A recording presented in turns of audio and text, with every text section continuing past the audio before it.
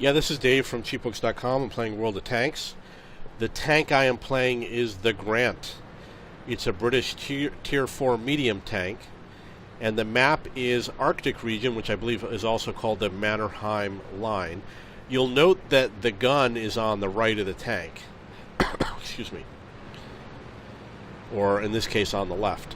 So it's best to be shooting around the corner with the gun on that outside. If you think it looks like the M3 Lee, it does look like the M3 Lee because it's essentially the same tank as the M3 Lee.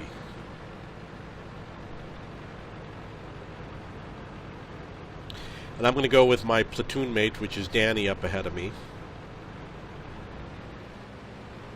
in the Electo.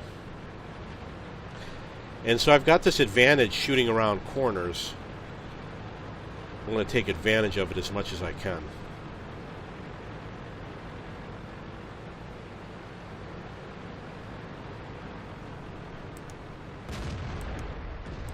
Come on.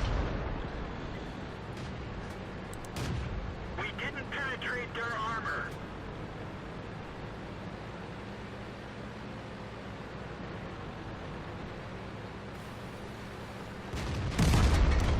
Ouch. Everyone get out. Yeah, that sucks.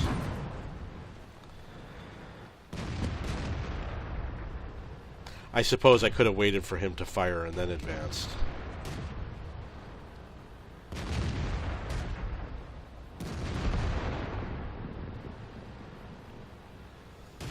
But I also had difficulty locking my gun on this tank. I was trying and it didn't work. One of the features they should add, right now you have to highlight the tank. If you're next to the tank and you click the button, it should also lock you on, but unfortunately it doesn't do that. You can see here's Danny in the Electo. Wow, they cleared it up. Everybody's dead up top. Well, there were only 2 tanks anyway. So they only sent 3 enemy tanks this way, which wasn't a bright idea. We definitely outgunned them, outnumbered them.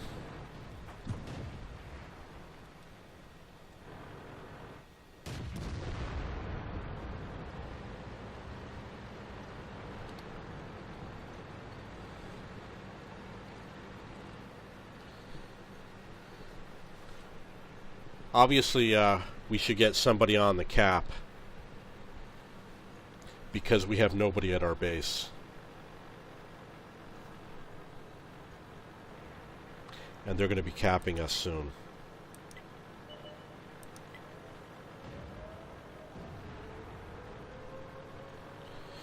Now, to me, my only advantage right now in the game, the only thing I can earn in this game is if my allies cap. I don't benefit if they kill more tanks. I don't benefit for any damage they do. I only benefit if they win the game, which means they have to kill all the enemy tanks or cap. To me, it doesn't matter which one they do. It's easier for them to cap. And as you can see, they really need to do it. They're behind. So I prefer that they just cap right away and win the game. And that will benefit me, get me more experience points. Oh, please don't get off the cap.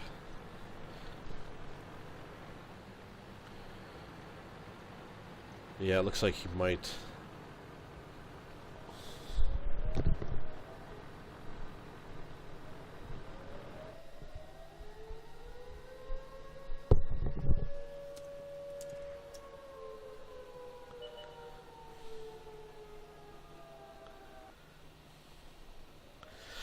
Okay, so we're going to win in about a second. And that's the game. They capped and they killed all the enemy players.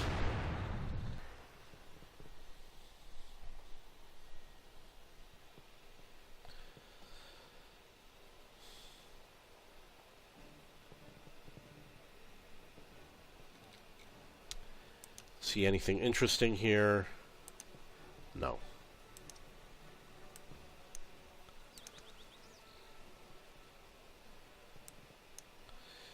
Okay, so I'm going to get a tank destroyer which will be this one. Get him ready. ARL-V39. Now, the ARL-V39, it's a lower-tier French tank. It's got a weird design to it. It's not the most exciting tank to drive. However, it leads to great tanks. For example, the Foch series. If you see the Foch tank destroyers, you'll know what I'm talking about. I'm sure they'd be a lot of fun to drive. I certainly want to get one. In fact, I think that some of the Foches are even autoloaders. I saw a guy playing a Foch, and he had 3 shells in the magazine. Makes it a very formidable tank.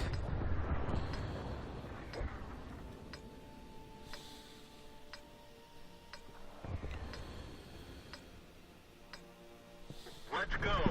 So if you want a little bit of history about these autoloaders, it is real. The French make autoloaders, and they made them on a lot of their tanks.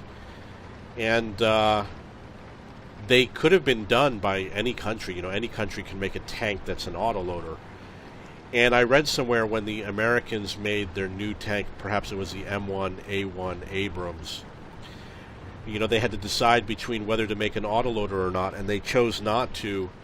And I think the reason why had to do with the cost. It was either cheaper to put a person in, or it had something to do with the amount of space it took up. But the technology is certainly there. And I think it's really cool. Wouldn't it be nice if every tank were an autoloader? Now keep in mind, the autoloader in the game is different than reality. In reality, they should load in the same amount of time. But the reason why, they made it a little bit different for the game. Target acquired. Penetration. In some tanks, the crew had to get out of the vehicle in order to load the ammunition. Let's find another target. Which was true with probably some of the French tanks like the AMX 1390.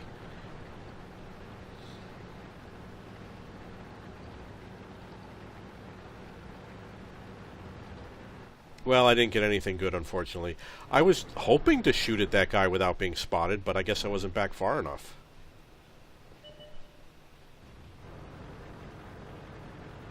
Target acquired. Enemy armor is damaged. I don't see the target. Well, he's still there. I got the ammo. Might as well keep on firing. We've lost a track. It didn't alert me with the 6th sense for some reason.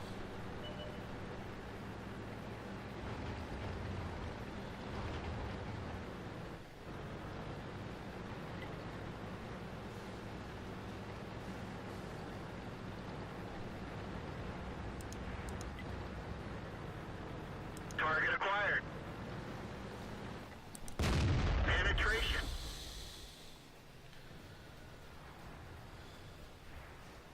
Come on, Bulldog. I need you to get higher. Do me a favor. Target lost.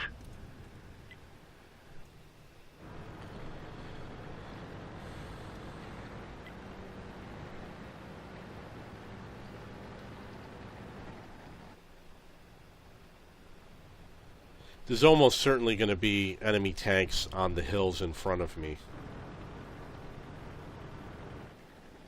Target acquired. Let's find another target.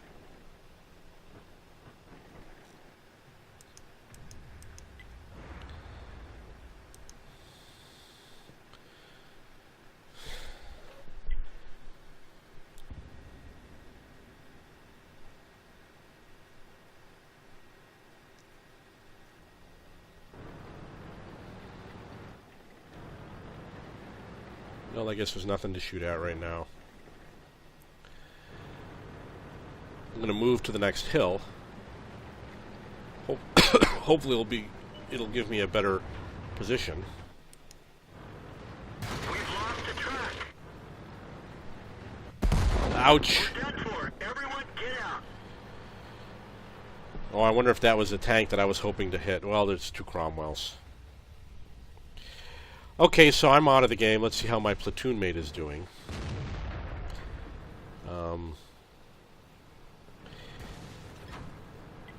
he's sort of pinned down over here.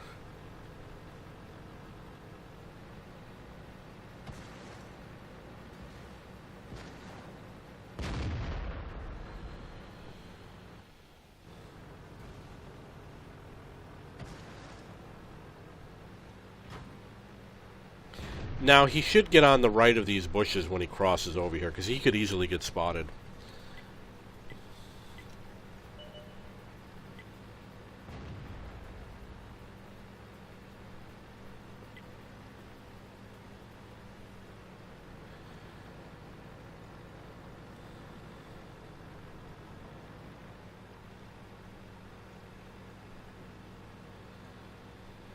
If you don't know what to do, where to go, stay with your allies.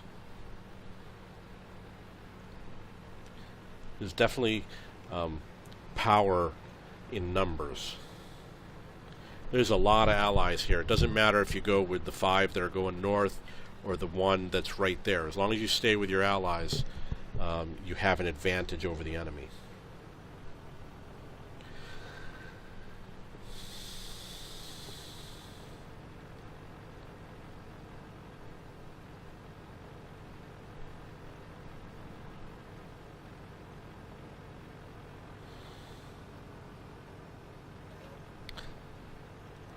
Now you'll note that the Hellcat here has an open turret. So when you have an open turret, this tank is going to be different than some of the other tanks. For example, you're not going to be able to put vents on this tank. You're not going to get that plus 5% bonus that vents give you.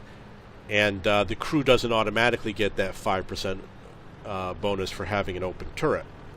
Usually having an open turret means that you have a longer view range, because presumably the captain, the commander, will just pop his head over the top and see as far as he could possibly see. These types of tanks can also be vulnerable to high explosive weapons, and I've shot high explosive weapons at these tanks, and I haven't been able to do more damage yet, but I'm going to keep on trying. Certainly if the round comes from the top, if you're at an angle and the shell goes right through the top,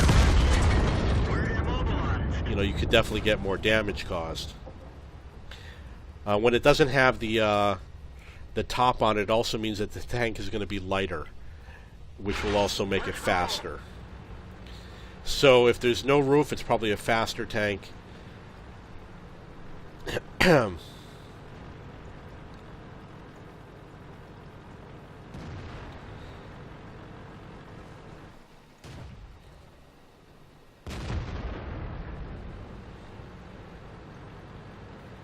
And also there's a matter with gun depression. As you can see, the gun points up and down, and there's a piece inside the tank, the inner part of the gun, and if you have no roof, the gun doesn't hit the roof. If the gun hits the roof of your tank on the inside, the front end won't go down as low. But because he doesn't have a roof, he doesn't have to worry about that. So it looks like his gun does go beyond the roof there. It peaks up a little. So he's probably got better gun depression than tanks that have a roof on them.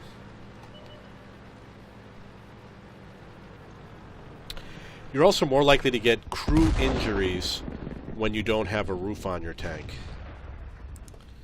especially from those high explosive rounds. So I've been carrying high explosive rounds on my tanks, and I've been practicing occasionally to see if it makes a difference, but I haven't been able to really cause any serious damage yet.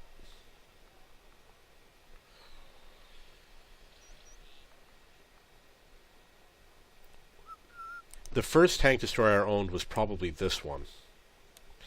And I bought it because I had the money, and I thought it would be fun. You know, I saw him on the battlefield, and I thought, oh, that's a cool tank. I want to learn to drive that. And, you know, it's got strong armor in the front. Tier 4.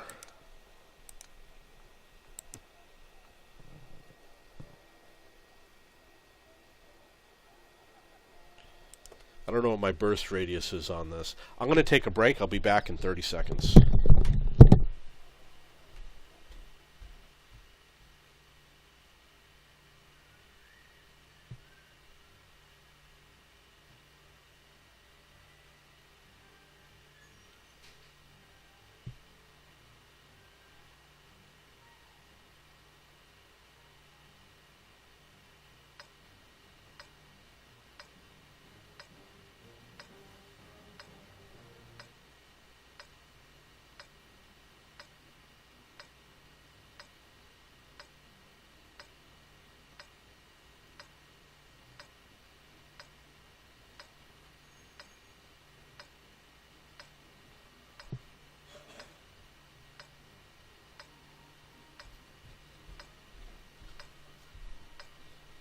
Time to roll out.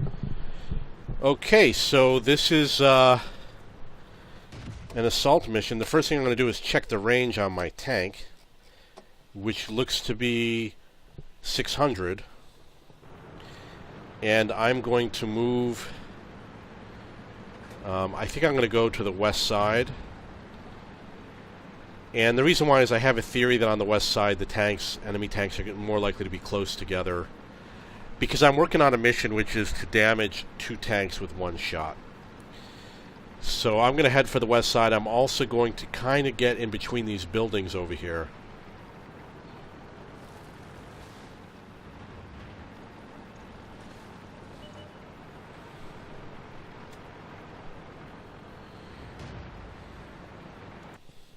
Hopefully make it more difficult to get hit. Unfortunately, this Cromwell just might find me.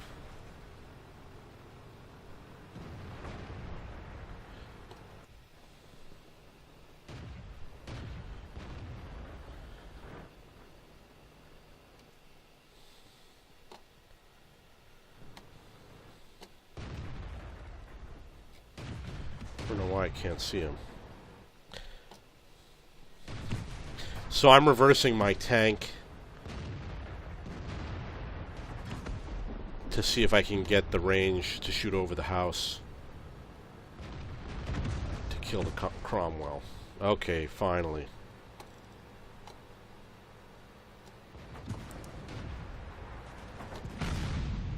Just a random shot there.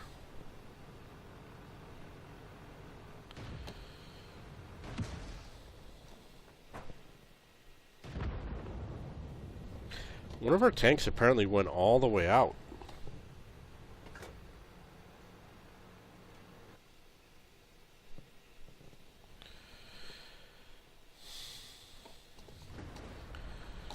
Okay.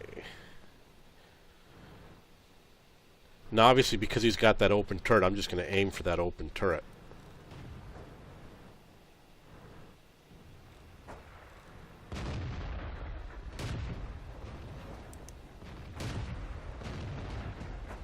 That was close.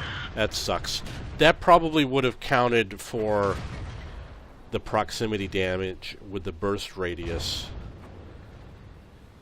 if there were a second tank.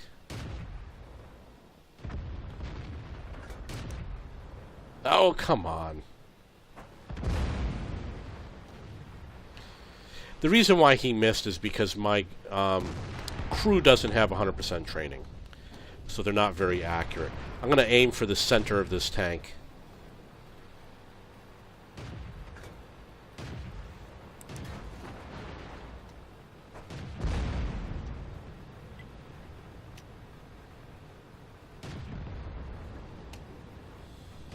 Okay, now I can't hit him. That guy's out of range. He exploded. I wonder why there's an orange tank over here. Oh, okay, that explains that. Can't hit these guys. Gonna have to relocate.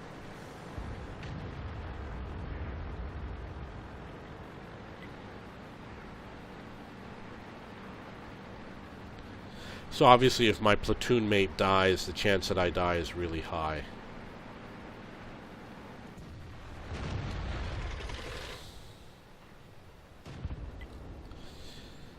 Gonna aim right for the center of his tank because my crew isn't trained very well.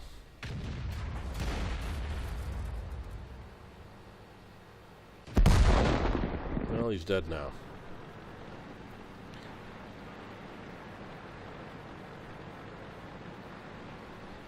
The enemy did a lousy job. They did an absolutely lousy job playing this map. They did not defend. They were way too aggressive.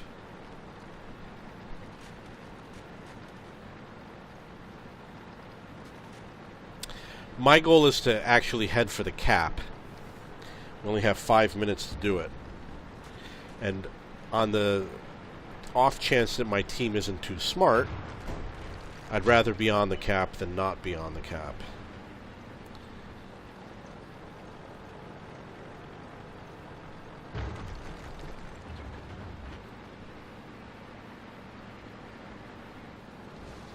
So I will slowly make my way to the cap.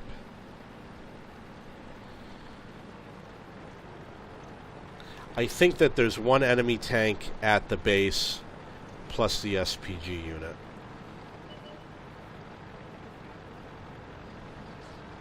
And I'm sure he's not going to be out in the open. He's probably going to be beside the building. Let me take a look.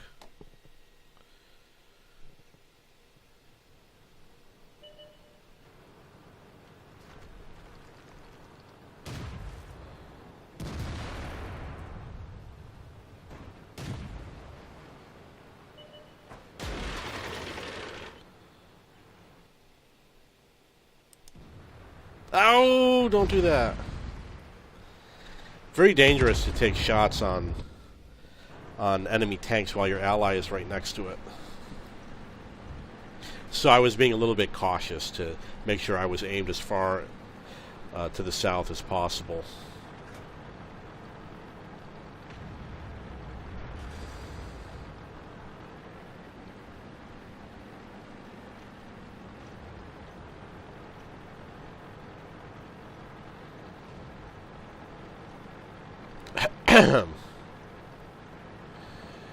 Wow, it's going to take me forever to get there. The game will be over by the time I get there.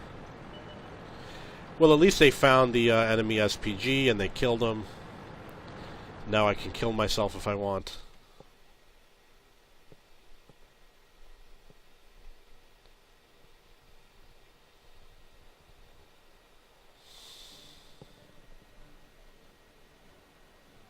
Didn't get much experience.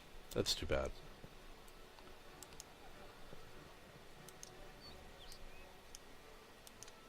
I do want to upgrade him to the next tank as quickly as I can. I'm sure the next tank is going to have a better gun. 3.57 burst radius. Oh, actually, this one does have a 3.57 burst radius.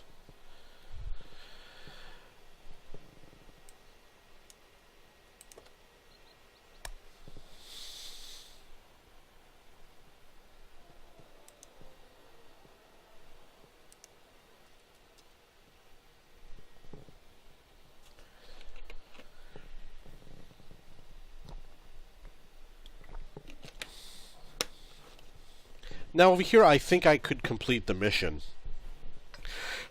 because the enemy will bunch up on the hill.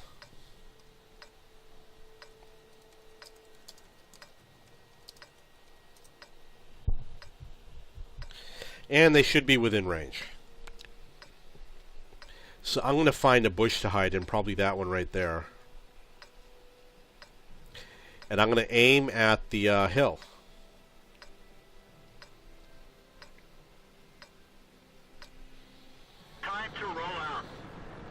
With the Sturmpanzer.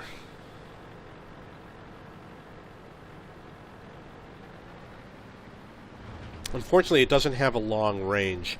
My American SPGs have a very long range, and the British SPGs have a very short range.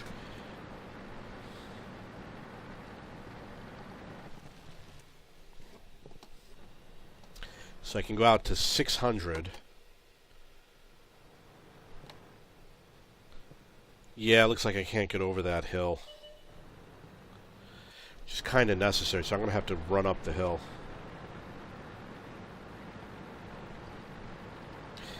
I will quickly advance up the hill.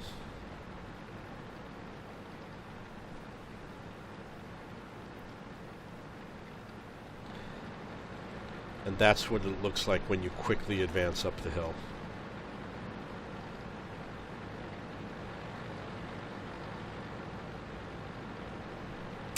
Wow, there's a castle on Westfield. How beautiful.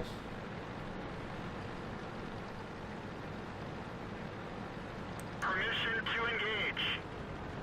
Where'd they Okay, go? don't worry about it.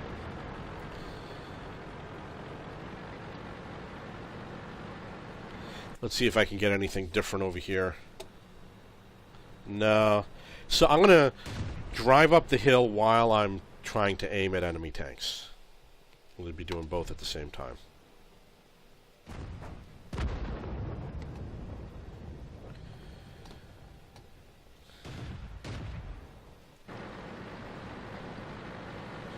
And I'm just going to go to this point right here.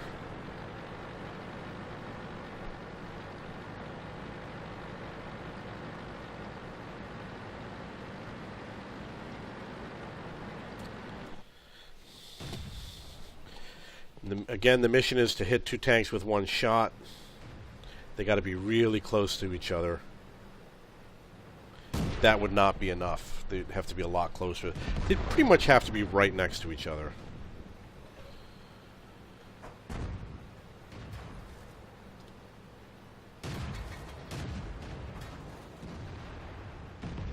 Like that.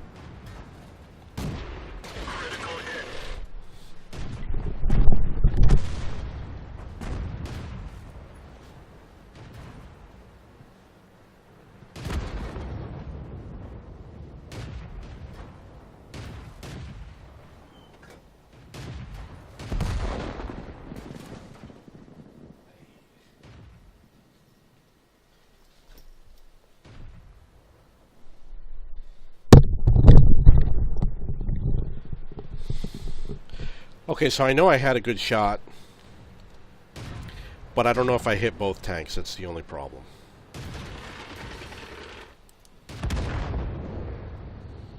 Critical hit. And I'm going to assume that I didn't.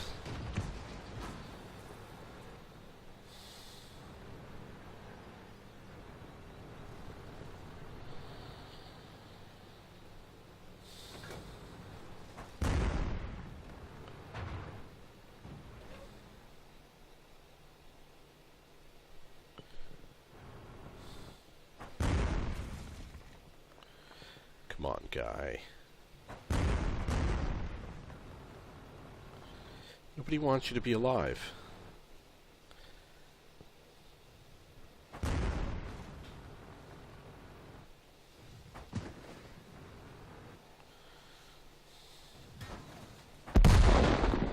Well, he's done.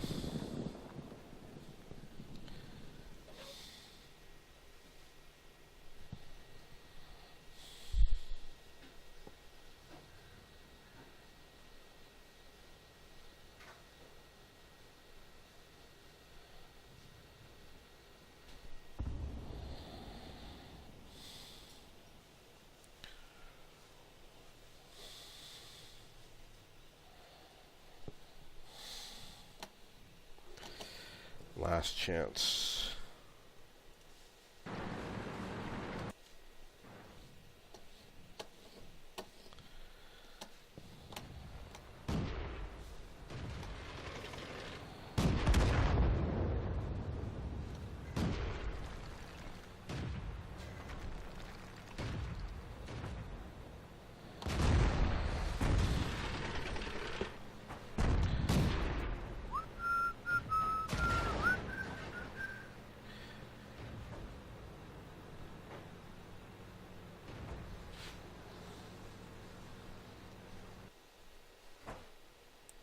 Ooh, someone got a lucky shot.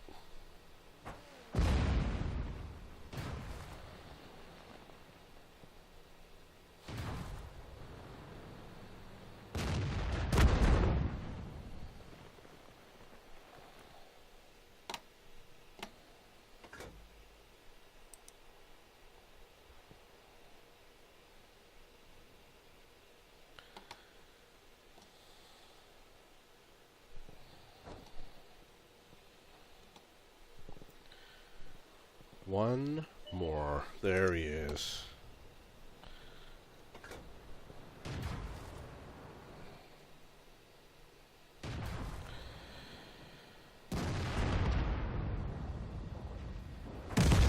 Yeah.